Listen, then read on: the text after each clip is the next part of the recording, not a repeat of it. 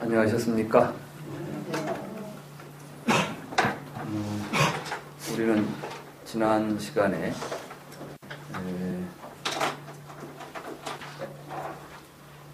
중생들은, 무지한 범부들은 산자나띠하고 수행자나 아라한이나 열애는 아비자나띠를 한다. 이게 불교의 근본이다. 다시 말해서 부처님께서 말씀하시는 모든 가르침은 이 중생들이 산자나띠하고 사는 삶으로부터 아비자나띠하는 삶으로 변화시키는 데 있다는 말씀입니다. 우리는 이 세상을 보면서 산자나띠하고 살기 때문에 괴로움이 생긴다. 이 괴로움을 소멸하고 행복한 삶을 살기 위해서는 아비자나띠 해야 한다. 그렇다면 구체적으로 무엇가 산자나띠고 무엇이 아비자나띠인 줄을 알아야만 우리가 부처님 가르침을 받아들일 수가 있을 것입니다. 그런데 대부분 우리는 부처님 말씀조차도 산자나띠 합니다. 그래가지고 그 대표적인 경우가 이제 아비달마 불교죠. 그래서 아비달마 불교에서는 모든 걸 개념적으로 분석하고 그 개념을 대상화시키고 그 대상을 사유하고 이렇게 이제 이야기가 됩니다. 그러다 보니까 생사라는 개념도 산자나띠로 이해하게 되고 열반이라는 개념도 산자나띠로 이해하다 보니까 열반과 생사는 둘이 되고 말죠. 다시 말해서 생사가 있고 열반이 있다.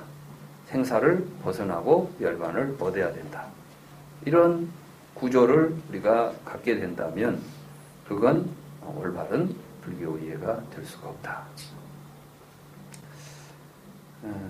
그래서 우리가 이제 무엇가 산자나띠고 무엇가 아비자나띠인지에 대해서 정확하게 이해를 할 필요가 있을 것입니다.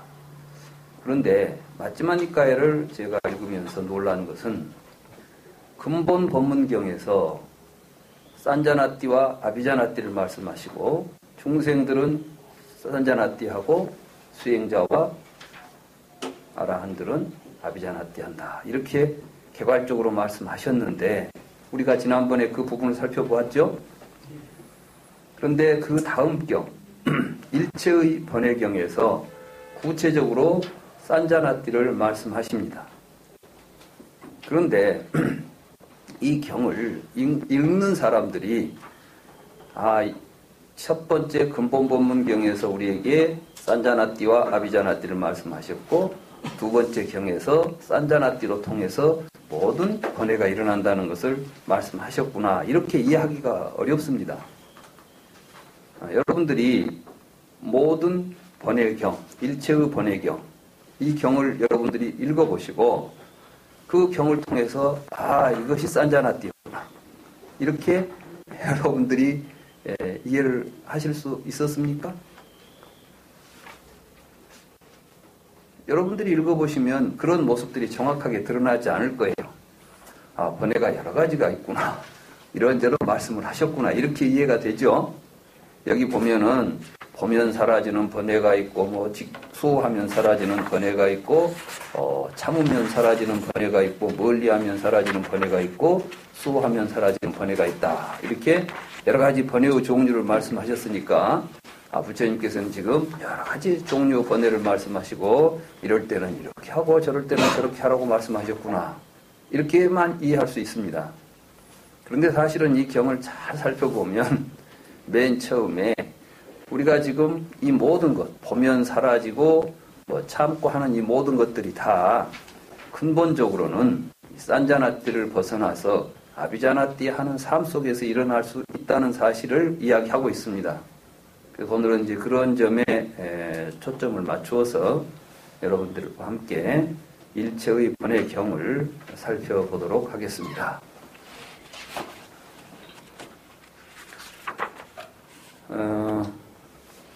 불교는 처음부터 끝까지 부처님께서 나는 항상 괴로움의 소멸에 대하여 이야기한다. 이렇게 말씀하셨습니다. 그렇죠? 많은 경에서 부처님께서는 내가 하는 이야기는 우리들이 고통스러운 삶 속에서 벗어나는 길에 대해서 이야기한다. 왜 우리는 고통스럽게 살고 있는가? 생로병사라고 하는 것도 그것이 고통스럽기 때문에 문제로 삼는 것입니다. 생로병사가 즐겁다면 무엇 때문에 생로병사를 없애려고 하겠습니까?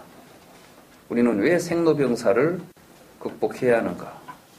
그 말은 다른 말로 말하면 우리는 괴로움을 극복하고 우리의 삶 속에서 행복한 삶을 살아야 된다. 오늘 여기 나오신 여러분들도 모두 여기에 나오신 근본적인 이유가 행복한 삶을 위해서 나오신 것 아니겠습니까? 여기 와서 괴롭다면 누가 여기를 오려고 하겠습니까? 그리고 또 여러분들이 이 공부를 해가는 과정에서 이전보다 좀 더 행복한 삶이 성취되고 있다. 여기 불교 공부를 하니까 예전보다 훨씬 내 삶이 행복해지고 여유가 있어지고 풍요로워졌다. 이렇게 해야 공부할 맛이 나잖아요. 그래서 부처님 가르침은 처음도 좋고 중간도 좋고 마지막도 좋다. 처음 공부를 시작하면서부터 우리는 부처님 말씀을 하나하나 바르게 이해하고 실천할 때 우리의 삶 속에서 고통이 사라져야 할 것이다. 근데 이제 여기 보면 이 경은 일체의 번뇌를 막는 방법을 알려주겠다 하는 것이 부처님의 이 경의 주제입니다. 그러니까 우리가 모든 괴로움이 생기는 것을 어떻게 하면 막아내고 우리의 삶을 행복하게 살 것인가에 대한 말씀을 하시겠다는 것이죠. 이때 부처님께서 하시는 이 첫 번째 말씀이 35쪽에 보십시오. 세종께서는 다음과 같이 말씀하셨습니다. 비구들이여, 나는 알고 보아야 번뇌가 사라진다고 이야기한다. 알지 못하고 보지 못하면 번뇌는 사라지지 않는다. 비구들이여, 그러면 무엇을 알고 무엇을 보아야 번뇌가 사라지는가? 많은 사람들이 수행을 하면 번뇌가 사라진다고 생각을 합니다. 그런데 수행 자체가 문제가 아니라 수행을 통해서 알고 보아야 하는 것이죠. 수행이라는 것이, 수행은 고행도 수행입니다. 그러니까 부처님 당시에 고행주의가 있었죠. 그 고행주의에서도 고행을 하면 괴로움이 사라진다, 이렇게 가르친 것입니다. 그러니까 어디 가서 수행하러 다니려고 우리가 굉장히, 어디 가면 수행을 하는가, 수행에 굉장히 우리가 관심을 많이 갖는데, 수행이 잘못됐다는 게 수행해서는 안 된다는 이야기가 아니라 바르게 수행을 해야 한다. 그리고 바른 수행은 우리에게 무엇을 가져다 주느냐, 알고 볼 수 있게 해줘야 됩니다. 그러니까 알고 본다는 것은 우리들에게 의심이 사라진다는 것을 의미합니다. 여러분들이 왜 의심합니까? 무엇에 대하여 의심합니까? 알지 못하니까 의심하죠? 보지 못하니까 의심한 것 아닙니까? 여러분들이 알고 본다면 의심하고 여러분들이 주저할 필요가 없을 것입니다. 그래서 먼저 부처님께서는 이치에 맞는 생각을 해야 한다. 무엇이 이치에 맞는 생각이고 무엇이 이치에 맞지 않는 생각인지를 알고 보아야 한다. 그러니까 지금 여러분들이 하고 있는 생각이 과연 이치에 맞는 생각을 하고 있는 것인지, 이치에 맞지 않는 생각을 하고 있는지를 먼저 정확하게 알아야 되겠죠. 내가 세상에 태어났다. 나는 이제 죽을 것이다. 여러분들은 이런 생각을 전혀 이치에 맞지 않는 생각이라고 알지 못합니다. 그렇죠? 내가 세상에 태어났다는 것에 대해서 여러분들이 이건 이치에 맞지 않는 생각이야 라고 생각해 보신 적 있습니까? 당연하게 내가 세상에 태어났죠. 또 내가 죽게 될 것이라는 생각을 여러분들은 하고 있잖아요. 너무나 당연하잖아요.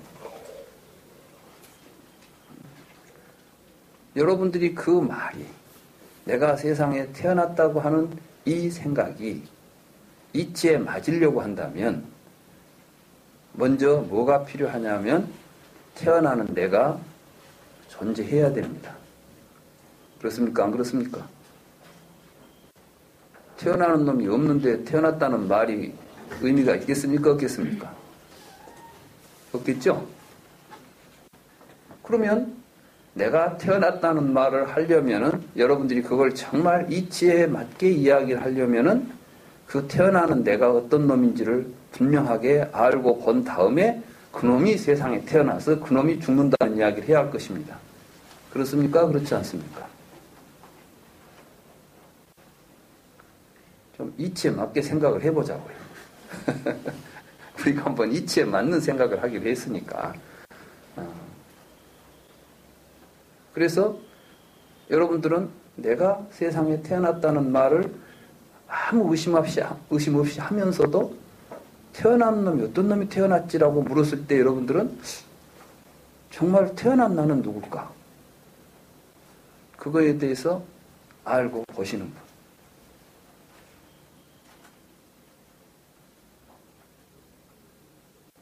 우리는 지금 태어나는 나에 대해서 모르고 있습니다. 그렇죠? 아니, 여러분들 아직까지 한 번도 생각도 안 해보셨어. 태어나는 내가 과연 어떤 놈이 태어나가지고 죽을 때 죽는다는 놈도 어떤 놈일까? 여러분들은 막연하게 나라는 생각에 사로잡혀 있는 거예요. 그래가지고 내가 태어나고 내가 죽고 내가 살고 평생 동안 내가 문제가 되어 있는데 막상 너 누구야? 이렇게 물어보면 참으로 막막하고 알 수 없는 것입니다. 그렇다면 우리에게 그 나라고 하는 우리가 나라고 하는 태어나서 죽을 때까지 존재하고 죽은 뒤에도 어디로 갈 것 같고 태어나기 전에도 어디서 와갖고 태어난 것 같이 생각되는 내가 있죠? 그렇습니까? 그래서 전생 나이가 나오잖아요. 여러분들 나는 전생에 무엇이었을까? 죽은 다음에 내 생에는 어디로 갈까? 이런 생각을 합니까? 안 합니까? 그 생각이 있으니까 종교가 유지됩니다. 세상의 모든 종교가 그 이야기 하고 있잖아요. 죽은 다음에 어디로 간다. 근데 그 간다는 데가 종교마다 좀 달라서 문제죠. 그렇죠? 어디서는 천당으로 간다고, 어디서는 극락으로 간다고, 어디서는 윤회한다고. 이게 참 별소리가 다 있습니다. 그러니까 이제 무엇을 믿을 것인가? 사람들은 모두 이제 취향껏 믿는 게 종교죠. 이렇게 해서 세상에는 종교의 자유가 있습니다. 취향껏 믿으세요. 왜 답이 안 나오니까. 그러나 만약에 우리가 명확하게 알고 본다고 한다면 취향껏 믿는 문제가 되겠습니까? 확신을 가지고 살아가는 삶이 되겠습니까?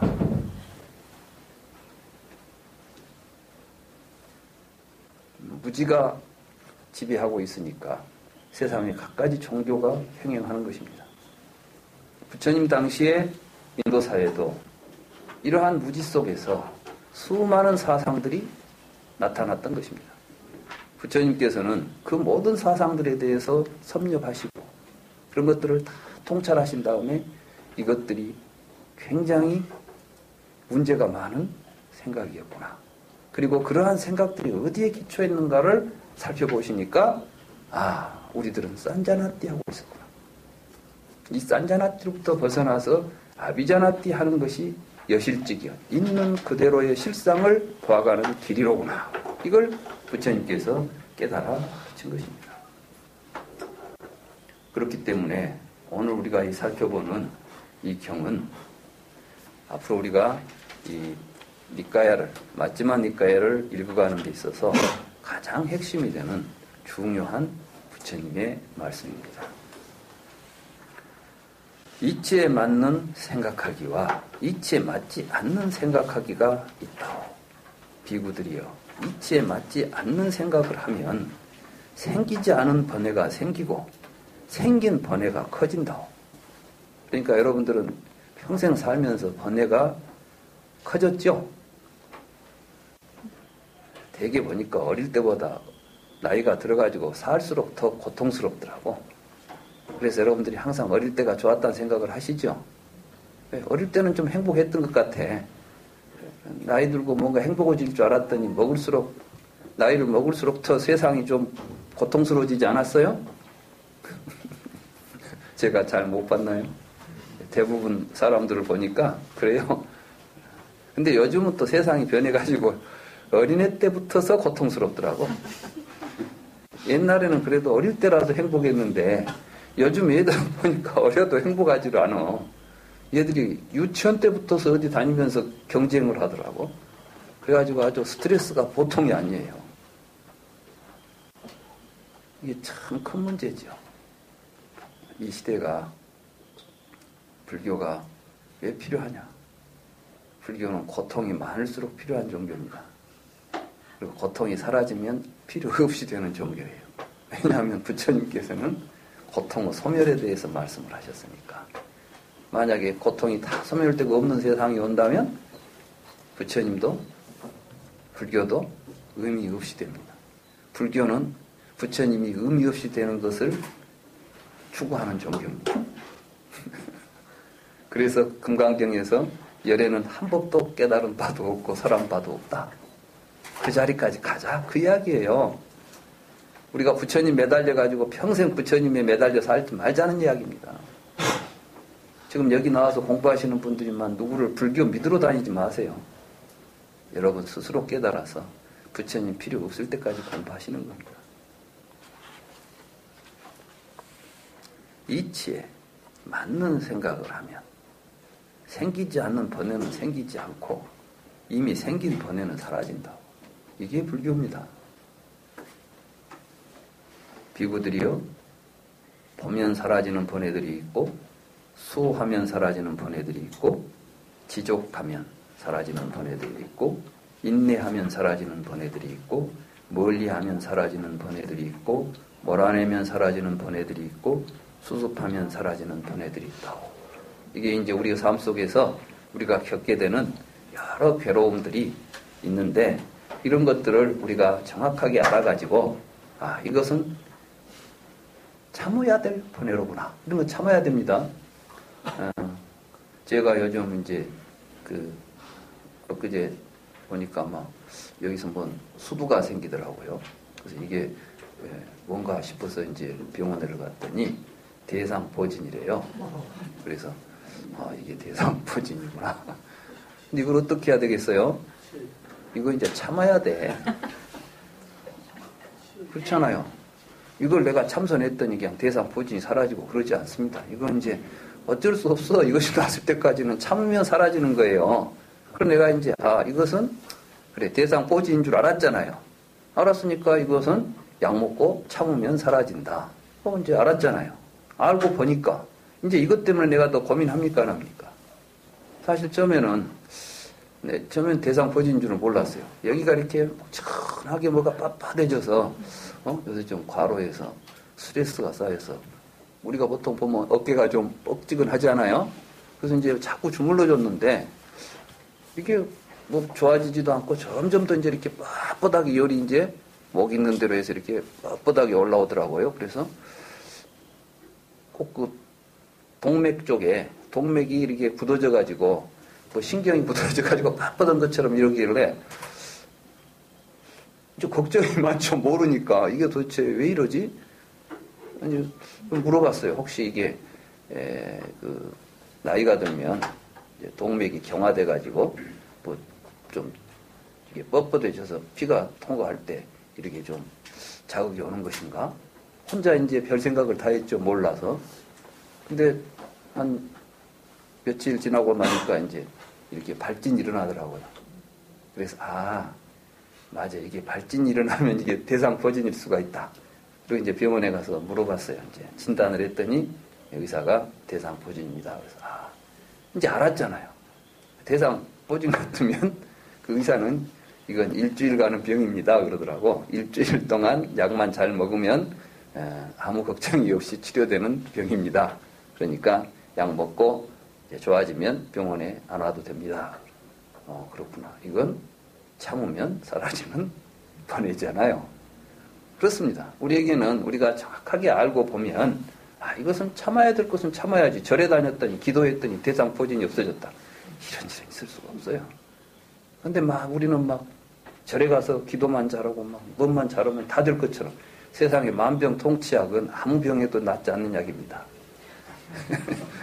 중요한 것은 반드시 거기에 맞는 지혜로운 판단이 있어야 되는 것입니다. 그렇겠죠? 부처님께서는 이제 이런 말씀, 그러니까 모든 것은 알고 봐야 됩니다. 기독교는 알고 보면 죄가 됩니다. 거기는 이 지혜의 나무에 열린 지혜의 사과나무를 손댔다가 쫓겨나잖아요. 그렇죠? 그러니까 거기는 알면 큰일 나요. 왜냐하면 알면 안 믿으니까. 속성이 그래요. 우리가 다 알아버리면 믿을 필요가 있어요, 없어요? 모르니까 믿는 거예요. 그래서 종교가 사실은 무지를 조장합니다. 이거 알아야 됩니다. 역사적으로 종교가 무슨 역할을 하느냐 하면 인간의 무지를, 대중들을 무지 속에 몰아넣고 그들을 통제하려고 하는 것입니다. 사실은 기독교가 로마 제국에 의해서 세계화가 됩니다. 로마가 무엇 때문에 기독교를 택에 껐습니까? 정책적으로 그들의 세계화 정책에 이 종교가 굉장히 쓸모가 있었던 것입니다. 그래서 세상 사람들에게 무조건 믿게 만들고 복종하게 만들면 어떤 권력을 가진 자가 신의 이름을 가지고 명령하면 절대적으로 추종하게 돼 있죠. 그때 나타나는 계급제도가 피라미드 제도입니다. 정점을 중심으로 해서 계급이 형성됩니다. 불평등한 구조입니다. 그래서 아랫사람은 윗사람한테 무조건 복종해야 되는 구조입니다. 지금 우리 정부가 그런 구조가 되니까 문제가 생기는 것이죠. 지금 보면은 조금이라도 윗사람의 명령에 불복종한 것 같으면 가차없이 끊어버리고 잘라버리잖아요. 모든 사람이 주인이 돼가지고 함께 의견을 모아서 함께 가는 게 아니라 상명하달식이죠. 군대식이죠. 위에서 명령 내리면 밑에 쫙 그게 일사불란하고 그게 굉장히 질서 있는 사회라고 보는 겁니다.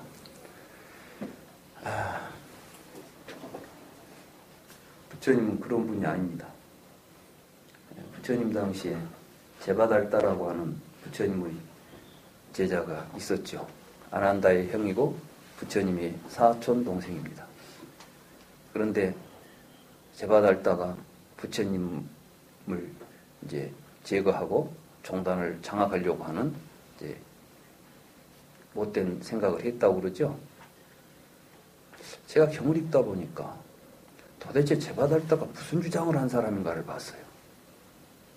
왜 그렇게 부처님이 제바달다가 못된 놈이라고 꾸짖고 계시는지를 봤다고요. 근데 제바달다는 종단을 권력화하자는 것이었어요. 말하자면 종단을 부처님은 왜 그렇게 힘이 없습니까? 사람들이 그렇게 존경하고 따르면 명령 한마디만 쫙 이렇게 일사불란하게 전개되는 이러한 교단을 좀 만들지. 계율을 어목해가지고 계율을 조금만 어겨도 막 쫓아내고 벌을 가하고 해가지고 막 이렇게 해야 되는데 부처님께서는 항상 마음 어리석은 사람아 항상 이렇게 하고 꾸짖고 가르칠 뿐이지. 그리고 이렇게 하는 것이 좋지 않겠는가 이렇게 말했지만 앞에서 지도자로서 지도력이 없다는 거예요. 그러니까 이제 늙으셨으니까 이제 나한테 후계자로 나한테 권력을 주면 내가 교단 싹 정리해가지고 엄청난 파워풀한 교단 한번 만들어 보겠다는 아주 쉽게 말하면 좋게 말하면 불교를 개혁해가지고 멋진 종교를 한번 만들어 보겠다 이런 겁니다. 부처님께서는 열반경에도 말씀하셨지만 인간이 누가 누구를 지배하고 누가 누구를 앞에서 명령할 수 있는가.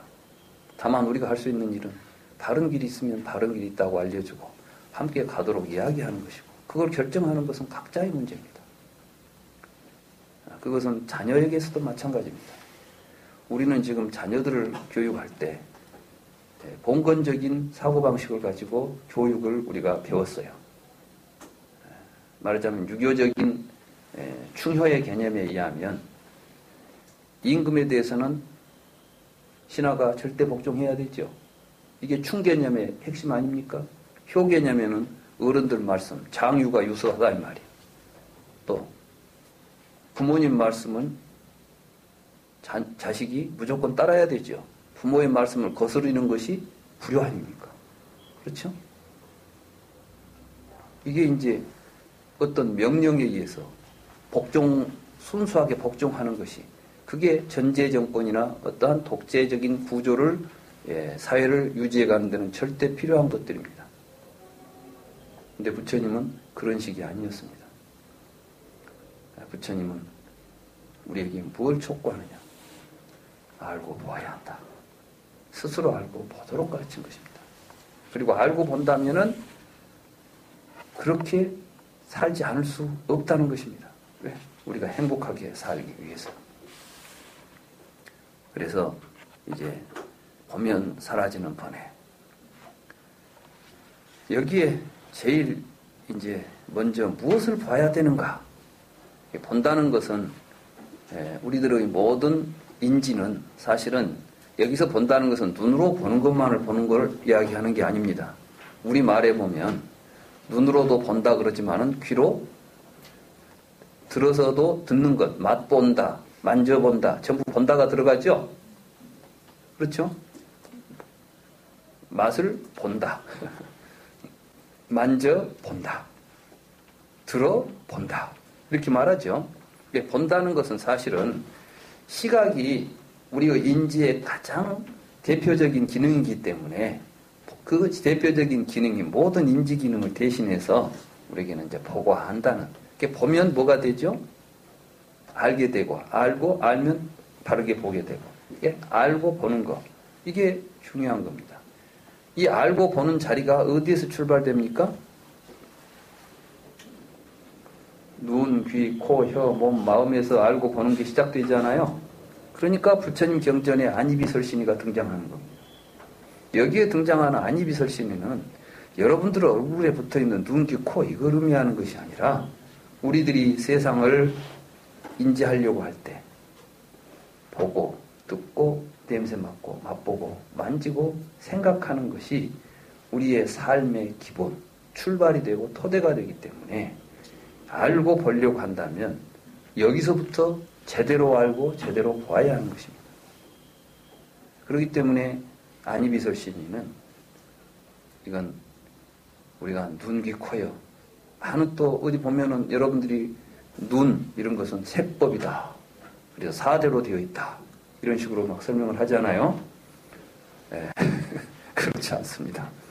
여기서는 눈을 사대로 된 눈알을 이야기하고 있는 게 아니고 여러분들이 살아서 사물을 보는 인지 기능을 이야기하는 것입니다. 이렇게 우리가 이제 불교를 이 부처님의 이런 말씀을 잘 보고 우리가 어떻게 수행할 것인가를 잘 알아서 공부해가는 것이 부처님 가르침에 따라서 모든 번뇌를 소멸해가는 길입니다. 이때 거기 한번 이제 보십시다. 37쪽에 보면 비구들이여 어떤 것이 생각해서는 안 되는 법들로서 무지한 범부가 생각하는 법들인가. 거기 이제 두 번째 문단 있죠. 비구들이여 만약에 그것에 대하여 생각하면 아직 생기지 않은 용루가 생기고 이미 생긴 용루가 커지거나 아직 생기지 않은 유루가 생기고 이미 생긴 유루가 커지거나 아직 생기지 않는 무명루가 생기고 이미 생긴 무명루가 커진다면 이들이 생각해서는 안 되는 법들로서 무지한 범부가 생각하는 법들이라고. 여기 보면 이제 부처님께서는 이 세상에 있는 모든 번뇌를 용루, 유루, 무명루 이렇게 또 셋으로 구별을 하고 있습니다.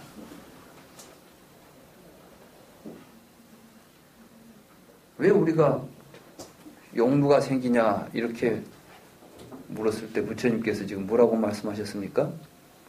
생각해서는 안 되는 법을 생각하고 있으니까 용루가 생긴다. 그럼 용루를 우리가 멸하려면 어떻게 해야 된다고요? 생각해서는 안 되는 법은 생각하지 않고 생각해야 될 법들에 대해서 바르게 생각해야만 용루가 사라진다. 이런 말씀이시죠? 이 용루, 유루, 무명루 이런 것들이 중생의 세계를 구성합니다. 그래서 이제 용루에 의해서 드러나는 중생들의 세계를 욕계라고 부릅니다. 유루에서 우리가 색계, 무색계 이런 것들이 벌어집니다. 용루, 유루, 무명루 이런 것들이 이제 유색이 유를 만들게 될 때 그 유해가 요규, 색유, 무색유가 만들어지죠. 그러니까 욕에 의해서 유루, 색 3개가 중생들의 이러한 잘못 생각한 중생들의 어리석은 마음에서 벌어지는 세계를 부처님께서는 지금 3계라고 불렀고 그 3계로부터 벗어나는 가르침을 우리에게 가르친 겁니다. 이제 앞으로 이 용루, 유루, 무명루도 그것이 왜 용루, 유루, 무명루라는 것이 문제되느냐. 이 용루, 유루, 무명루는 그것을 전개하면 12연기가 됩니다. 여러분들이 12연기에 보게 되면 제일 처음에 무명이 있죠. 무명으로 붙어서 행이 있어서 명색, 유깁, 촉수, 예취, 육 이렇게 나오죠. 그러니까 이제 무명루에서 가래까지 생기는 게 용루지요. 그리고 나서 용루에 의해서 유, 생, 노사가 벌어지잖아요. 이렇게 이제 이 부분이 유루입니다. 그러니까 사실은 이 여러분들이 좀 12연기라는 건 다른 게 아니고 여러분들이 이치에 맞지 않는 잘못된 생각을 가지고 살아갈 때 여러분들의 의식 속에서 벌어지고 있는 여러분들의 마음의 구조입니다. 중생들의 마음의 구조인 것이죠. 그래서 여러분들은 무명의 상태에서 그 무명을 가지고 살아가기 때문에 여러분들에게 여러분들의 의식들이 형성되고 그렇게 형성된 의식에 의해서 세상을 명색으로 보게 됩니다. 이것들이 여러분들의 삶을 지배하면서 또다시 여러분 스스로 존재의 세계를 구성하고 그렇게 만들어진 존재의 세계를 가지고 생사를 겪고 있다는 것이 12연기의 구조인 것입니다. 사실은 여기에서 부처님께서는 12연기법을 말씀하시지 않고 있지만 사실은 이 말씀 속에는 그런 것들이 다 지금 함께 얽혀 있는 겁니다. 비구들이여 어떤 것들이 생각해야 하는 법들로서 무지한 범부가 생각하지 않는 법들인가. 그것들에 대해서 생각하지 않으면은 생기지 용루, 유루, 무명루가 생기지 않는다는 것입니다. 자, 그러면 그 핵심이 되는 지금 부처님께서 지금까지 쭉 말씀하셨지만 이제 드디어 그러면 무엇이 이치에 맞는 생각이고 무엇이 이치에 맞지 않는 생각인가 그 근본을 지금 드러냅니다. 그래서 이 경에서 가장 중요한 부분이 지금부터 읽어보는 부분입니다. 37쪽의 밑에서 네 번째 줄부터 보시기 바랍니다. 무지한 범부는 다음과 같이 이치에 맞지 않는 생각을 한다오. 뭐가 이치에 맞지 않는가? 나는 진실로 과거세에 존재했을까? 존재하지 않았을까? 이게 이제 전생 이야기죠. 어떤 사람들은 전생이 있다고. 전생이 있다는 생각과 없다는 생각 가운데 둘 중에 하나가 답이겠죠? 그렇습니까? 안 그렇습니까? 여러분이 만약에 그래 전생이 있기 아니면 없기지. 둘 중에 하나는 답일 거야. 이렇게 생각하신다면 이게 산자나띠예요. 그러니까 이제 대부분의 사람들은 산자나띠 하기 때문에 전생이 있다고 한 사람하고 없다는 사람하고 서로 논란이 벌어지면 어떻게 되겠어요? 싸우겠죠? 그래서 이제 이런 걸 보고 상견과 단견이라고 합니다. 그러니까 상견을 가진 사람과 단견을 가진 사람은 절대로 화합이 안 됩니다. 그럼 부처님은 뭡니까? 그러니까 그건 다 쓸데없는 생각에서는 안 되는 법을 생각하니까 그런 생각이 일어난다 이렇게 말하는 거예요. 그러니까 상견을 가져도 단견을 가져도 번뇌는 사라진다고 안 사라진다고? 안 사라진다고 부처님께서는 말씀하십니다. 그러니까 상견과 단견은 산자나띠로부터 나오는 것입니다. 오늘은 제가 이제 그 이야기를 여러분들에게 하려고 하는 거예요. 나는 진실로 과거세에 무엇이 되어 무엇으로 존재했을까? 나는 진실로 미래세에는 존재하게 될까? 존재하지 않게 될까? 진실로 미래에서는 무엇이 될까? 진실로 미래에서는 어떻게 지내게 될까? 나는 진실로 미래세에 무엇이 되어 무엇으로 존재하게 될까? 현실에서는 현세의 자신을 의심한다. 나는 진실로 존재하는가 존재하지 않는가? 도대체 나는 뭐냐? 나는 진실로 무엇인가? 나는 진실로 현실에서 어떻게 지내는 존재인가? 평생은 어디에서 와서 어디로 가게 될까? 이런 생각을 한다는 겁니다. 무지한 범부가 이와 같이 이치에 맞지 않는 생각을 하면 그에게 6가지 사견들 가운데 하나의 견해가 생긴다. 이게 이제 여러분들은 이 중생들은 쉽게 말하면 지금 여기에 쓰여 있는 6가지 사견들 가운데 하나의 견해를 지금 가지고 사는 겁니다. 이게 산자나띠입니다. 그래서 여기 보면 처음에 나의 자아는 존재한다. 이게 이제 아띠메 아따라고 하는 말로 표현된 것입니다. 나의 자아는 존재한다 이 말이죠. 있다 그 말이에요. 아띠라는 건 있다 그 말이에요. 그러면 여기 이런 견해를 가진 사람이 있는가 하면 나의 자아는 존재하지 않는다 이런 생각을 하는 사람도 있다 이 말입니다.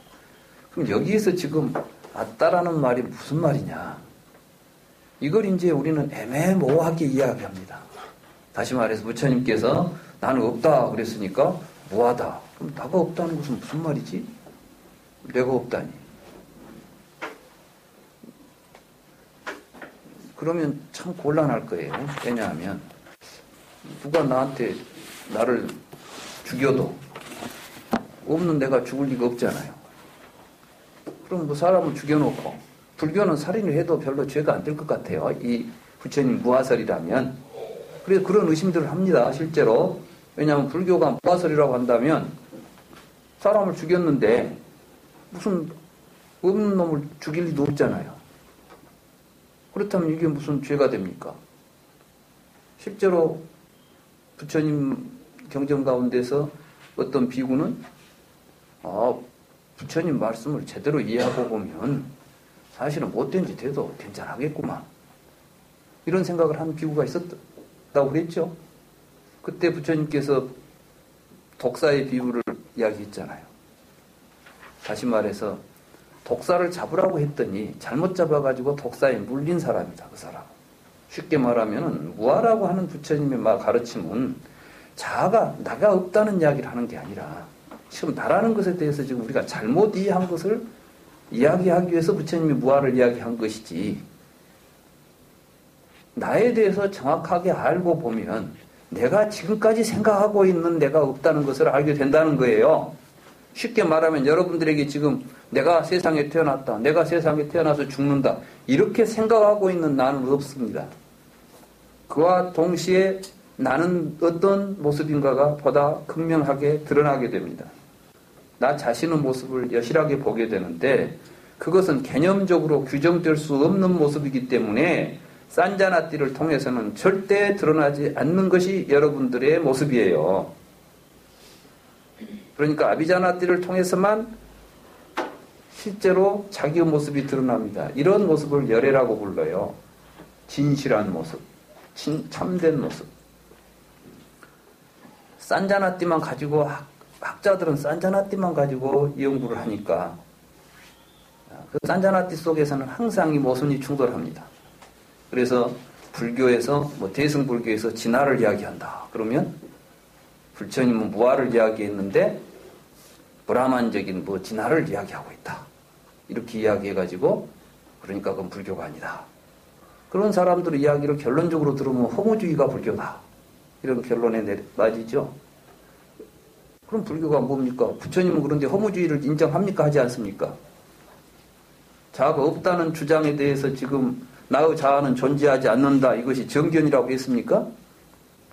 여러분들은 이 내용을 읽으면 부처님이 굉장히 모순된 분이라는 것을 여러분들 눈에는 모순되게 보입니다.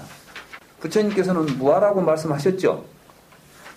부처님이 자신이 말씀하실 때는 무아다 이렇게 말씀해놓고 여기서는 또 뭐라고 그랬죠? 생각에서는 안 될 못된 생각 가운데 하나가 나의 자아는 존재하지 않는다. 이것은 못된 생각이다. 그럼 부처님이 무슨 말씀하시자는 거예요? 부처님은 무하다 이렇게 말씀해놓고 다른 사람이 없다 그러면 너는 잘못 생각하고 있다. 자기가 할 때는 맞고 남이 말하면 틀렸고 이게 뭐 이런 법이 어디가 있어요? 부처님이 아주 좀 이상한 분 아니에요? 그죠? 그러니까 부처님은 아비자나띠 해가지고 무하라고 했고 이 사람들은 산자나띠 해가지고 무하라고 한 거예요. 그러니까 지금 그 무하라고 말한 자리가 틀려. 무하라는 지점이 틀려요. 이걸 올바로 이해하기가 쉽지 않은 거예요. 여러분들은 제 아무리 머리를 굴려서 멋지게 논리적으로 생각해보고 별 궁리를 다 해봐도 이 모순에서 못 벗어납니다. 이걸 보고 부처님께서는 어리석은 범부는 산자나띠 한다 이렇게 말씀하시는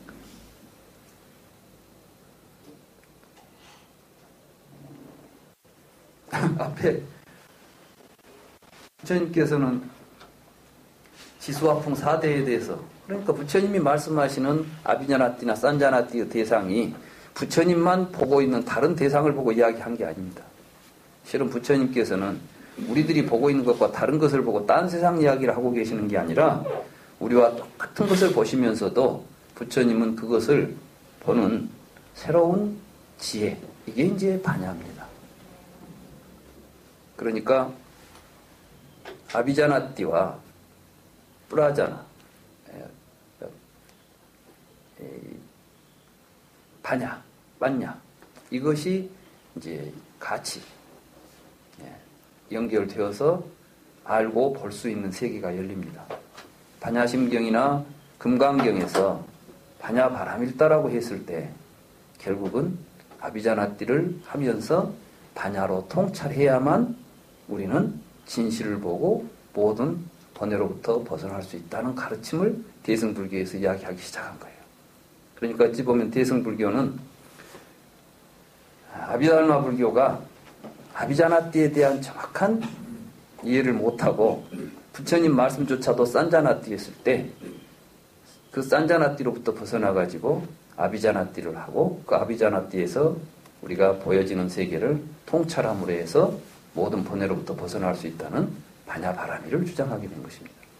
그러니까 대승불교가 진정으로 대승불교를 제대로 보게 된다면 부처님의 근본 가르침을 그대로 보여주는 것이 대승불교라고 말할 수가 있습니다. 그런데 아쉽게도 또 대승불교가 이해되는 과정에서 대승불교 개념이 또 산자나띠가 됩니다. 이렇게 되면은 또 이게 되나마나한 대승불교가 되어버려요. 지금 우리 주변의 대승불교는 대부분 또 산자나띠 된 대승불교입니다. 뭐든 지금 여기서 문제는 그 단어들이 문제가 아니라는 거예요. 어떤 말들을 가지고 뭐 개념이 문제가 아니라 대승에서 무슨 말을 했다. 이 말과 저 말이 개념적으로 틀린다. 이건 전부 산자나띠에서 나오는 겁니다. 우리가 지금 공부하는, 제가 여러분들하고 같이 공부하고자 하는 근본은 이렇게 우리 스스로가 하고 있는 모든 사유와 판단들이 결국은 산자나띠의 구조 속에 있었다는 것을 스스로 깨닫게 되고 이제 여기에서 벗어나서 우리가 아비자나띠를 통해서 부처님의 말씀을 있는 그대로 받아들이고 또 그것을 통찰하게 되면 부처님께서 말씀하신 열반과 깨달음을 누구나 언제 어디서나 쉽게 섭취할 수가 있다. 이런 이야기입니다. 불교 공부를 천년 만년 해도 깨달을 때는 언제인지도 모르겠고 열반이 무엇인지도 모르겠고 이렇게 공부해서는 안 됩니다. 부처님 당시에는 부처님 말씀을 듣고 그 자리에서 깨달은 사람도 수없이만이 나왔고 부처님은 어떤 경전에서 보면은 이런 것은 하루 저녁만 잘 성찰하면 다 깨닫는다는 말씀도 하십니다. 왜 이렇게 간단하고 쉬운 걸 우리는 이렇게 어렵게 갑니까? 그건 바로 길을 잘못 들어섰다.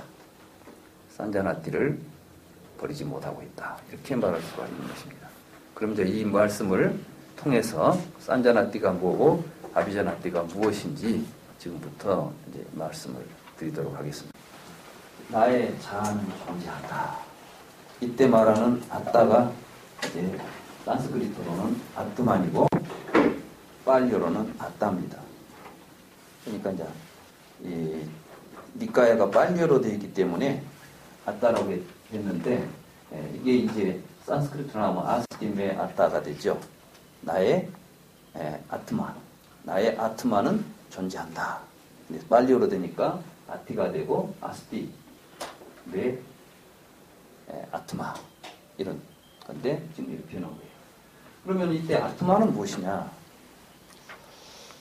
이건 이제 인도 철학에서 브라마니즘, 불교가 나오기 전에 인도의 전통 브라만교에서는 이 세상을 브라만이 창조하고 세상의 모든 것들을 창조한 브라만은 아트만이 돼가지고 모든 개체 속으로 들어갔습니다. 그러니까 우리 모든 존재 속에는 아트만이 들어있다. 그런데 아트만이 안 보이는 거예요. 아트만이 눈에 보이면 좋은데 왜 안 보이느냐 이렇게 물으니까 아트만은 보는 놈이지 보이는 놈이 아니다. 그러니까 여러분들이 이제 생각해 보면 분명히 여러분들은 보고 있죠? 제가 보입니까? 네. 누가 보고 있죠? 여러분들은 내가 본다는 말 하잖아요. 예. 지금부터 잘 생각하셔야 돼요. 관념으로 생각하지 마세요. 지금 자꾸 불교를 이야기하면서 이미 여러분들이 가지고 있는 관념, 여러분들은 모든 사유는 관념으로만 익숙해져 있기 때문에 그냥 생각하면 관념이 움직입니다. 근데 이걸 이제 잘 보셔야 돼요. 이런 게 이제 아비자나띠예요. 관념을 떠나서 통찰해 가는 거예요. 지금부터 잘 생각해 보셔야 돼요. 누가 보고 있습니까? 생각대로 하세요. 내가 본다고 그러셨잖아요. 그렇죠? 그때 우리는 나 안에 눈을 통해서 보고 있는 내가 있다는 생각을 하는 겁니다. 그리고 그것을 생각하면 생각할수록 분명하게 안에가 뭐가 있는 것처럼 보입니다. 그렇습니까? 그게 저기서는 아트만이라고 부르는 거예요. 그래서 보나 보이지 않는 자, 들으나 들리지 않는 자. 여러분들이 내 목소리가 들립니까? 여러분들 제 목소리가 들리죠? 누가 들었습니까? 네, 여러분들은 내가 들었다 이렇게 말합니다. 그때 또 내가 나타납니다. 그래서 우리에게는 보고 듣고 냄새 맡고 맛보고 만지는 인식의 주체로서 내가 있다라는 생각을 합니다. 그것이 어제도 있었죠? 오늘도 있었죠? 내일도 있을 겁니다. 그러죠? 다음 주에 와도 보면 또 그놈이 나를 볼 거예요. 그래서 여러분들에게는 시간적으로 과거, 현재, 미래에 걸쳐서 시간을 관통하고 있는 보는 내가 있다는 것을 여러분들은 압니다. 그렇죠?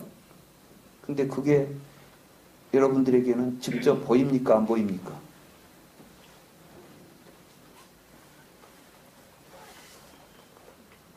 볼 때만 나타나죠? 나타나는데 보이는 절대 않죠? 그래 여러분들은 그래서 우파니샤드에서 그 이야기를 하는 겁니다. 우리가 지금 어떤 철학을 이야기할 때 여러분들은 무슨 철학을 공부하면 우파니샤드, 우파니샤드는 아트만을 주장한다. 아트만은 무엇이다. 이런 식으로 또 관념적으로만 이해를 하고 아트만을 브라만교를 이해하려고 합니다. 그건 브라만교를 이해하는 게 아니에요. 실제로 우파니샤드를 제대로 이해하려면은 이 사람들이 왜 이야기를 하고 있을까? 사실은 여러분들이 우파니샤드를 읽어보면 많은 부분 맞아 하고 막 이제 여러분들하고 공감이 가요. 어떤 부분에서? 아까 제가 말씀드렸잖아요. 나는 보지만 보이지는 않는다. 그러면 여러분들이 내가 봤는데 보는 놈이 누구야? 이렇게 보려고 보니까 보는 놈은 보입니까? 안 보입니까? 보는 놈이라고 보고 있으면 그 놈은 대상일 뿐이고 보는 놈은 또 저 뒤에가 있는 거예요. 그렇죠? 여러분이 아무리 붙잡으려고 해도 보는 놈은 항상 보고만 있지 보이지는 않는 거야. 다시 아까 내가 보던 놈을 대상화시키면 그것이 대상화될지라도 또 보는 놈은 뒤에가 또 있어야 되는 거예요. 그러니까 그 놈은 너무나 확실한 것처럼 보이는 거예요. 언제라도 있는 것처럼 보이는 거예요. 의심을 해도 의심하는 놈은 의심될 수가 없어. 그 놈이 의심하고 있어. 의심하는 놈이 있을까라고 의심하는 순간 그 놈은 또 의심하면서 존재하니까. 이게 데카르트가 이야기했던 꼬기토예요. 사유하는 나예요. 그래서 꼬기토 에르고스 그랬어요. 나는 생각한다. 고로 존재한다. 절대적 자아입니다. 이것이 세상이 다 쪼개져도 이놈만 있는 거예요. 다른 건 다 부정할 수 있지만 나는 부정할 수가 없어요. 그래서 이제 모든 철학이나 이런 종교에서 핵심이 되는 게 나의 문제였죠. 지금 여기서 그 이야기 하는 거예요. 이게 같다는 이야기가 아닙니다. 지금 이야기가. 그렇게 자아라는 것을 우판샤드에서 있다고 말합니다. 그런 세상에 이제 이런 주장들을 합니다. 그런데 부처님 당시에 유물론자들이 출현합니다. 유물론자들은 과연 우리가 경험할 수 없는 자아를 인정해도 되느냐? 이제 인도 철학은 여러분이 생각하는 것보다 훨씬 일찍부터 서양에서 생각했던 모든 철학적인 구조의 사유가 이미 부처님 당시에 인도에 나타난다는 사실입니다. 이게 아주 놀라운 일이에요. 그게 뭐냐면 이 경험론자들, 다시 말해서 우리가 말하는 유물론자들 있죠? 아지타, 게사깜발린, 마칼리 고살라 이런 사람들은 이 세계를 철저하게 경험에 의거해서 사유하겠다는 겁니다. 다시 말해서 누가 한 이야기도 믿지 않겠다는 겁니다. 베다에 나온 이야기가 진실일 수도 없고 사실 부처님도 그와 같은 진리에 접근하려고 했던 사람입니다. 그러니까 이런 사람들을 보고 그 당시 슈라마나라고 불렀어요. 사만냐라고 불렀죠. 이게 이제 사문들입니다. 새로운 사상가들입니다. 어떤 우리들이 옛날부터 가지고 있었던 우리들의 전통적인 관념을 가지고 세계를 이해하려고 하는 이게 브라마니즘이에요. 그러니까 이제 브라마니즘에 의해서 본다면은 그 당시 사람들이 가지고 있었던 영혼불멸설, 내세설 이런 것들이 잘 종합돼 가지고 윤회설이 만들어지죠. 그래서 이제 그들은 아트마는 자기가 아트마인 줄을 깨닫지 못할 때 계속해서 이 몸 저 몸을 건너뛰면서 윤회한다. 비유하면 메뚜기가 이 벼에서 저 벼로 뛰어다니면서 살아가듯이 여러분은 이 생에서 죽으면 다음 생에 다른 몸을 받고 태어난다. 이게 윤회설입니다. 여러분들이 알고 있는 윤회설. 그렇죠? 절에서 스님들도 막 죽으면 몸만 바꿔 입는 거야. 옷 바꿔 입는 거야. 정말 본 것처럼 이야기를 해요. 스님들이. 그러니까 옆에 절에 다니는 사람들은 또 스님이 막 그런 이야기 하니까 스님은 마치 보고 있는 것처럼 믿고 다닙니다. 근데 내가 진짜 보니까 본 사람은 아무도 없더라고. 왜냐하면 그건 논리적으로 볼 수가 없어. 왜냐하면 죽었다 온 사람이 없거든. 옷을 갈아입고 우리에게 온 사람이 있습니까 없습니까? 누가 죽어가지고 나 옷 갈아입었다 이제 내 새 옷 어때 우리한테 나와서 보여준 사람 있어요? 없어요. 그러니까 전부가 다 혼자 자기 생각으로 삽니다. 그 생각 속에 빠져 있는 걸 보고 샀냐라고 그래요. 있는 그대로가 아니라 그냥 생각으로 사는 거야. 생각으로. 여러분들이 보고 있는 세상은 전부 여러분들 생각으로 해석하고 있는 세상이지 실제의 세계를 여러분들이 보지를 안 해요. 실제의 세계에 여러분들은 살고 있는데 그 실제의 세계를 못 보고 사니까 문제가 생기는 겁니다. 부처님은 이 실제의 세계를 떠나서 딴 이야기를 하려고 하는 게 아니라 네가 지금 살고 있는 지금 이 순간 여기에 있는 이 모습을 그대로 봐야 되는데 거기다가 그걸 안 보고 네 생각으로 막 만들어가지고 이치에 맞지 않는 생각을 하면서 사니까 번뇌들이 일어나고 있다. 그것은 절대 끊어지지 않는다. 그리고 그 상태에서는 절대 끊어질 수가 없다. 이런 이야기를 하시는 거예요. 그러니까 번뇌의 소멸이라는 것은 어디에서 일어나겠어요? 올바로 알고 볼 때 번뇌는 사라진다. 명심하십시오. 이건 부처님 말씀입니다. 제 이야기 아니죠? 제가 이 경 번역 잘못했을까요? 누가 번역해도 그 이 부분은 그렇게 번역했습니다. 자, 브라마니즘에서 그런 이야기를 하니까 경험론자들은 어떤 생각을 하게 되냐면 우리가 직접 본 것만을 진리라고 하자. 근데 놀라운 것은 논리적인 추론이 서양 철학에서 논리적인 추론이 경험의 한계를 벗어나면 무용지물이라는 것을 처음 이야기한 사람이 칸트예요. 그러니까 서양 철학에서 칸트 이전에는 우리가 논리적으로 생각하는 것이 경험보다도 훨씬 진리에 가깝고 그것이 더욱 진실이다라고 믿었습니다. 이게 합리주의입니다. 그리고 그 합리주의를 처음 합리주의적인 토대를 마련한 사람이 누구냐 하면 플라톤이에요. 플라톤이라는 사람이 이데아는 우리들의 지각에 의해서 인식되지 않는다는 겁니다. 다시 말해서 여러분들이 지금 여기 보면 책상이 있죠? 많은 책상이 있죠? 그런데 우리는 똑같이 이걸 책상이라고 부르지 않습니까? 책상이 이 책상하고 저 책상하고 같습니까? 틀립니까? 같아요? 틀려요? 서로 다르잖아요. 색깔도 틀리고 모양도 틀리고 크기도 틀린데 여러분들은 똑같은 이름으로 책상이라고 부르죠? 왜 그러실까요? 플라톤 선생 말씀은 여기에도 책상의 이데아가 있고 저기에도 책상의 이데아가 본질로서 내재해 있습니다. 그런데 책상의 이데아 그 자체는 우리가 눈으로 볼 수 없습니다. 왜? 그것은 이 세계에 없어요. 플라톤은 이데아의 세계가 따로 있다고 말합니다. 그럼 이데아의 세계는 어디 있습니까? 그러니까 우리가 지금 그 플라톤 같은 고대 철학자들 우리가 지금 보면 막 철학자라는 이름만 가지고 플라톤 이야기는 다 진실인 것처럼 막 우리는 그 명성에 약해요. 명성에. 그래서 이제 저 같은 사람은 별로 명성이 없으니까 내가 무슨 이야기를 해도 여러분들은 조금씩 의심을 해. 저게 제대로 알고 하는지 저게 모르는 거야.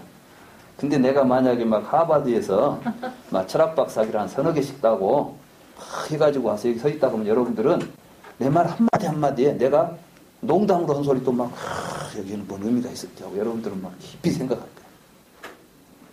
사실이 그렇죠? 네. 이게 다 싼냐예요. 싼냐. 여러분들이 이제 생각으로 세상을 보는 거예요. 있는 그대로 한번. 그걸 벗어나야 돼요. 아시겠어요? 플라톤 선생님이 저도 처음에 제가 그 생각을 벗어나기가 참 어려웠던 게 처음에 제가 철학과를 가가지고 그 이름만 듣던 훌륭한 철학자들의 말씀을 막 듣고 보니까 야, 이 말에가 어떤 뜻이 있을까? 그리고 내가 이해한 것 가지고는 도저히 내가 이해하고 보면 별것이 아니더라고. 그런데 이분들은 말씀이 이 정도 의미가 있겠느냐?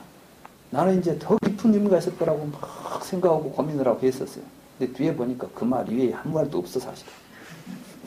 그리고 내가 막 명성에 진흙이 들어가지고 너무나 그 속에서는 막 진리를 그분들은 다 진리 말씀일 거라고 믿고 있었던 거죠. 근데 이제 뒤에 공부하면서 뭘 느꼈냐면 지나가는 바람들이었구나. 그때 그 시대에 그 시대 사람들의 의식 구조 속에서 그런 식으로 이야기할 수밖에 없었고 그때는 그 생각이 다른 사람 생각보다는 좀 더 나았구나. 그것이 계속해서 변화해 와가지고 서양 철학이라고 하는 철학의 역사를 이루었구나. 이걸 이제 깨닫게 되면서 그래 그 사람은 말이 의미가 없다는 것이 아니라 그 당시 히랍에는 여러 신들 제우스를 중심으로 해서 신관이 지배하고 있던 시대에 인간이 로고스에 의해서 진실을 발견해보고자 이런 생각을 가졌다는 것 자체가 매우 획기적이고 매우 중요한 역사적인 사실이지만 그렇다고 해서 그 사람이 진리를 이야기하고 있지는 않았다는 것입니다. 플라톤이 의미 없는 사람이라는 이야기가 아니라 그 당시 굉장히 의미 있지만 그것이 지금까지 우리의 의식세계를 지배해야 할 만큼 중요한 생각들은 아니었다는 것이죠.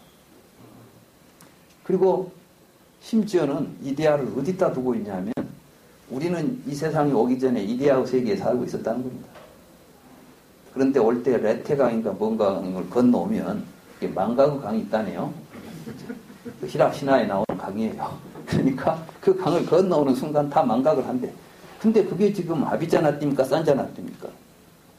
그 플라톤 선생님의 말씀이 아비자나띠는 자기가 직접 몸으로 체험해서 보는 이야기를 해야 되는 겁니다.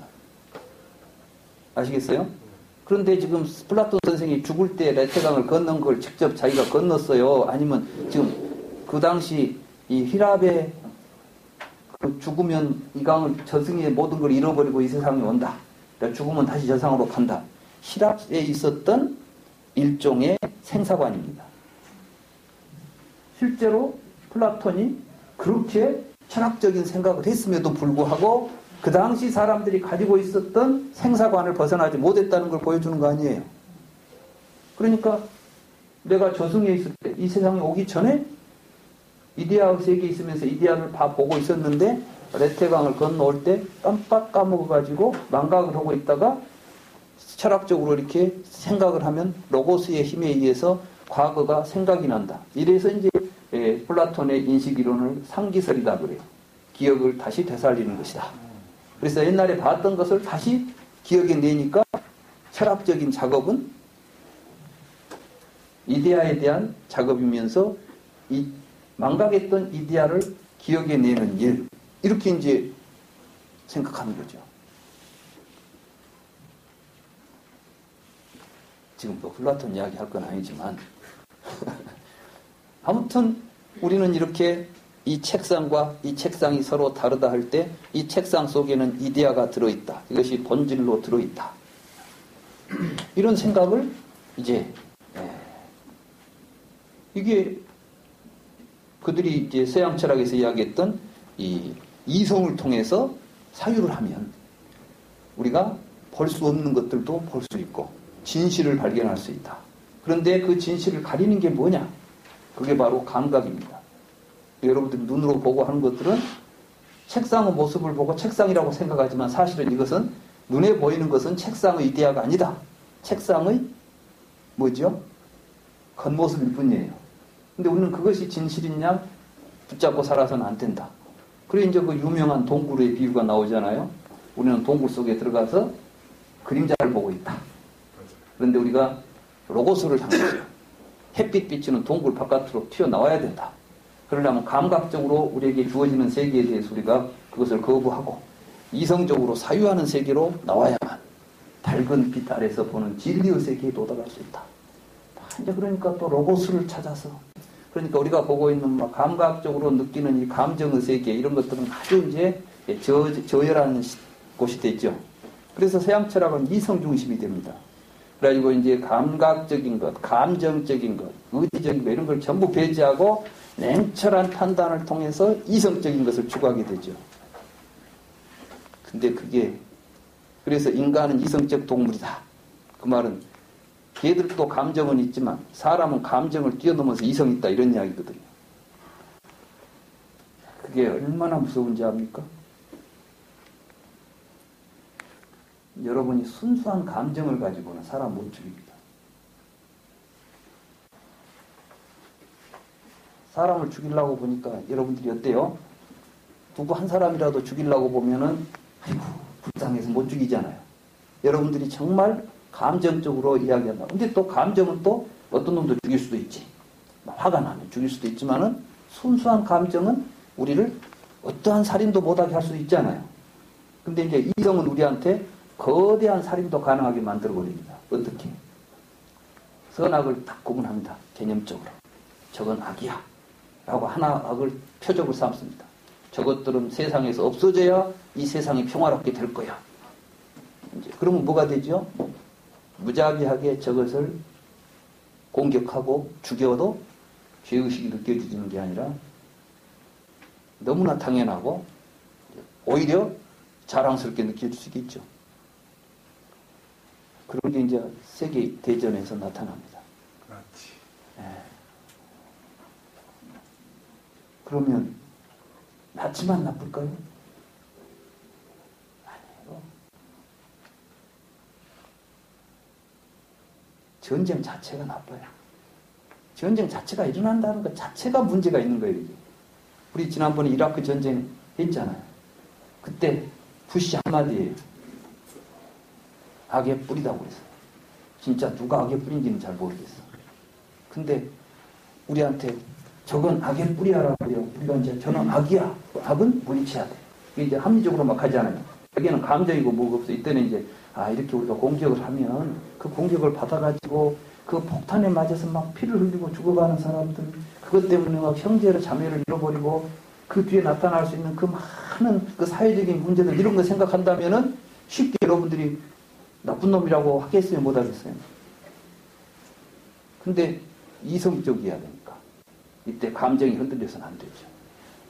냉정하게 판단해서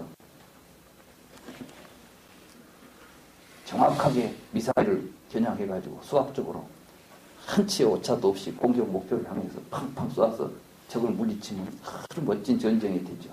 그러니까 CNN은 막 그걸 이제 막 중계방송을 하잖아요. 미국 사람들은 막 신나게 전쟁놀이 하듯이 공격하잖아요. 이게 이성의 힘입니다. 무서운 거예요. 이게 산자나띠입니다.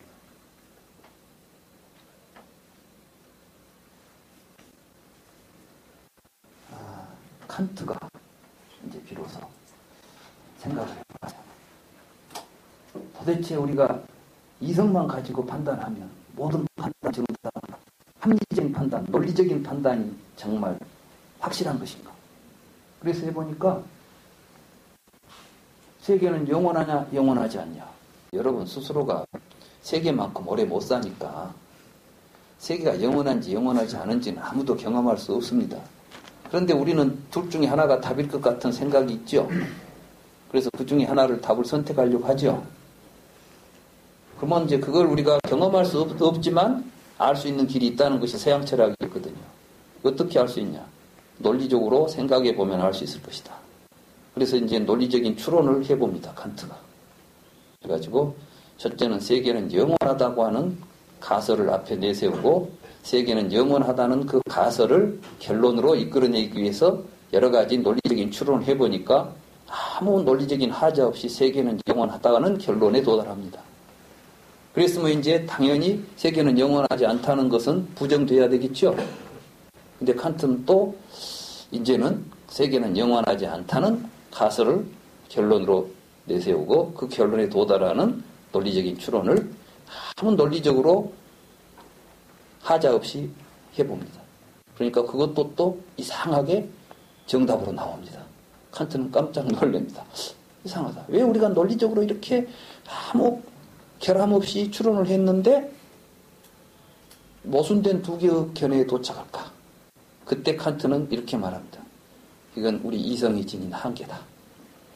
인간의 이성은 완벽하지가 않구나. 그렇기 때문에 이성은 이율 배반을 갖는구나. 그런데 경험한 내용에 대해서는 항상 일치하더라.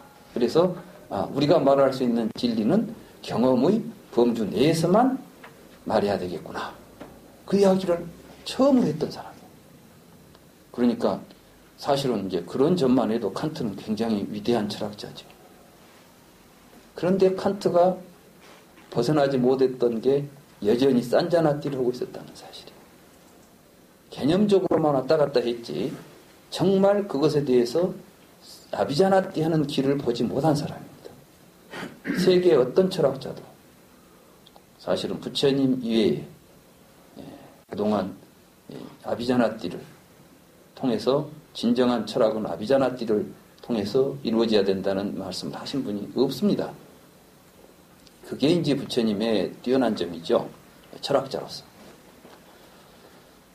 근데 칸트 정도의 논리적 우리들의 추론이 경험에 근거하고 있을 뿐이라는 이야기를 부처님 당시에 유물론자들이 하고 있다는 것입니다. 그러니까 칸트보다 인도 철학이 2400~500년이 빠른 거예요. 말하자면 서양 철학보다 인도 철학이 철학적으로 약 2300~400년 더 진보된 철학이라는 것입니다. 그런데 우리는 마치 서양 철학이 서양만 철학이 있고 동양에는 철학도 없고 다른 데는 전부 미개한 문화인 것처럼 우리가 지금 착각하고 있어요. 이제야 서양 철학은 합리주의가 문제가 있다는 것을 느끼고 서구의 합리주의로부터 벗어나자. 이게 이제 탈모던입니다. 이게 이제 포스트 모던이고 다시 말해서 탈근대입니다. 그리고 근대적인 사고가 엄청난 문제가 있다는 것이 드러나면서부터 철학적으로는 지금 어떻게 해서 이 근대 철학을 극복하고 새로운 미래에 인류가 가야 될 철학적 지평을 마련할 것인가. 이게 사실은 철학의 가장 중요한 핵심 과제입니다. 그래서 사람들이 이제 불교에도 관심을 갖고 동양 철학에 관심을 갖고 오히려 서양 사람들이 더 불교나 동양 철학에 관심을 갖고 있어요. 왜냐하면 자신들이 지금까지 토대했던 철학들이 굉장히 많은 문제가 있다는 것을 자각하고 있기 때문에. 근데 막상 그런 철학적 기반을 가지고 문화를 형성하고 있는 우리 동양에서는 아직도 서양 뒤따라가기에 바빠가지고 서양에서 뭐 한 것이면 다 멋져 보이고 불교도 그러더라고요. 서양에 갔다 와야 뭐 좀 뭐야 되지. 여기서 하고 있는 것은 쉬운 것처럼 보여. 그렇잖아요? 네, 저는 그럽니다. 왜 불교를 하러 서양을 가지? 서양 사람들이 여기 와서 배워야 되는 거 아니야? 우리가 서양 철학하러 서양을 가죠. 그럼 동양 철학 하려면 어디로 와야 되겠어요? 실제로 제가 이제 서양에서 불교 이해하는 것들을 한 사람들의 이제 내용들을 살펴보니까 그들의 철학적 구조 속에서 이해하려고 하니까 한계가 있을 수밖에 없어요. 그래서 제대로 이해되는 부분을 내가 보지 못했습니다. 그래서 이제 저는 감히 말씀드리자면 앞으로는 불교를 공부하려면 이쪽으로 좀 오시도록 해야 돼요. 왜냐하면 우리 이쪽의 전통 속에는 그런 게 있습니다. 그리고 우리가 지금 못 보고 있으니까 그렇지. 분명히 있습니다. 제가 지난번에 금강경도 강의했죠. 그 금강경 강의하면서 육조 해능의 도노돈수 이야기했죠. 그분의 정예일체 채용론 이야기했죠. 굉장히 중요한 것입니다. 그리고 이쪽에서 그런 가르침들을 가지고 훌륭한 스님이라고 했던 분들은 거짓으로 이제 그 허명이 아닌 진실로 훌륭한 스님으로 인정받고 있는 스님들의 말씀이나 내면의 세계를 보면 그게 같이 맞물려 있습니다. 굉장히 중요한 부분들이 있다는 것입니다. 우리가 그걸 보지 못하기 때문에 의상조사 법성계를 보게 되면 정말 이분이 얼마나 깊이 화엄에 또 불교의 연기설에 또 그렇게 간단한 210자의 글자 속에다 그 많은 불교의 모든 연기의 구조들, 우리의 삶의 모습들을 담아낼 수 있었을까? 정말 감탄스러운 부분입니다. 이런 것들을 배우러 와야지. 우리가 뭐 때문에 개념이라는 것이 다른 나라 말로 번역이 되면 더 엉켜버립니다. 왜 불교 용어를 영어로 된 걸 또 봐야 됩니까? 예? 왜 선정을 메디테이션이라고 해야 됩니까? 이게 뭐냐면 문화적 열등감입니다. 자기가 가지고 있는 것에 대한 자신감이 없으면 남의 것이 좋아 보이죠. 근데 제가 볼 때는 열등감을 가져서는 안 된다고 봅니다. 우리는 여실하게 보면 우리가 열등감을 가질 필요가 없다. 그런데 그래서 이제 그 부처님 당시에 이미 이러한 유물론자들이 가지고 있었던 세계관, 기존의 브라만 사상이 가지고 있던 모든 세계관을 부처님은 철저하게 수행합니다. 그리고 그것들이 가지고 있는 세계가 궁극적으로 무엇인가에 대해서 정확하게 파악합니다. 그리고 스스로 이건 아직까지 길이 드러나지 않았구나. 이 길은 내가 찾아야 되겠구나. 이렇게 결심하고 드디어 자신의 이제 자기가 스스로 깨달아야 되겠다는 생각을 가지고 수행을 새롭게 시작합니다. 이게 보리수 아래로 나아가는 부처님의 모습이에요. 그전에는 고행주의니 그 당시 우파니샤드의 명상가들을 찾아가죠. 비상, 비비상처까지 다 체험하죠. 이런 것들이 다 실상이 되지 못한다는 것을 분명하게 깨닫고 부처님이 걸었던 길은 아비자나티의 길이었던 것입니다. 그래서 그런 이야기들을 우리가 앞으로 할 겁니다. 잠깐 좀 쉬었다가 강의를 계속